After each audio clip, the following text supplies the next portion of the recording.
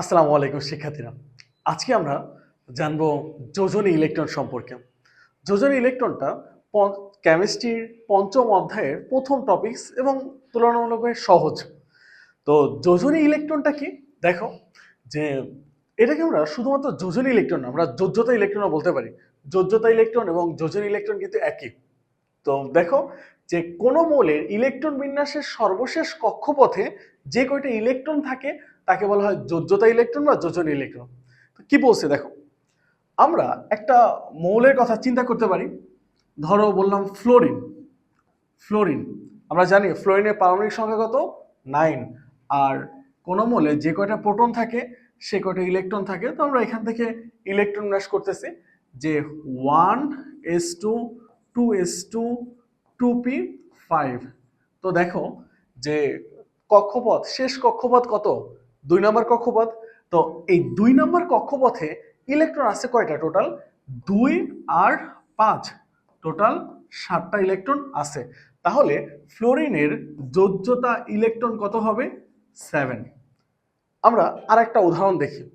আরেকটা উদাহরণ ধরো আমরা ম্যাগনেসিয়াম নিলাম।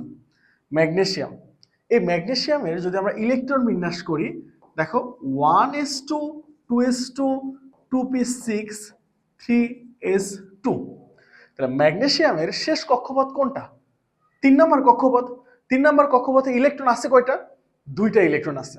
তো যেহেতু 2টা ইলেকট্রন আছে তাহলে ম্যাগনেসিয়ামের যোজনী ইলেকট্রন হবে 2। আচ্ছা, আমরা তো ইলেকট্রন বিন্যাস করলাম, আমরা যদি কক্ষপথের সাহায্যে একটু করে দেখাই, কারণ এটা আমরা উপশক্তি স্তর এবং অরবিটালের সাহায্যে দেখাইছি। আমরা অ্যালুমিনিয়ামের কথা চিন্তা করি। এই অ্যালুমিনিয়ামের ক্ষেত্রে অ্যালুমিনিয়ামের ইলেকট্রন সংখ্যা কয়টা আছে? আমরা জানি প্রোটন সংখ্যা হলো 13টা, ইলেকট্রন আছে 13টা। তাহলে 13, এটাকে আমরা শক্তি স্তরের সাহায্যে ইলেকট্রন বিন্যাস করে দেখি।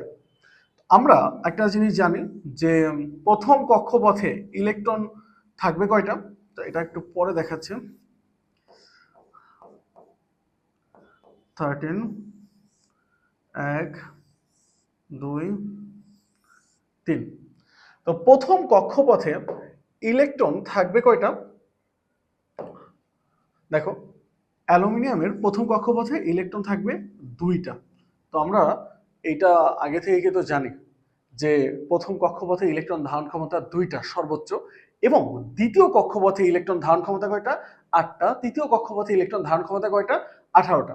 তো আমার অ্যালুমিনিয়ামের যেহেতু 13টা ইলেকট্রন আছে, তাহলে প্রথম কক্ষপথে 2টা চলে গেছে।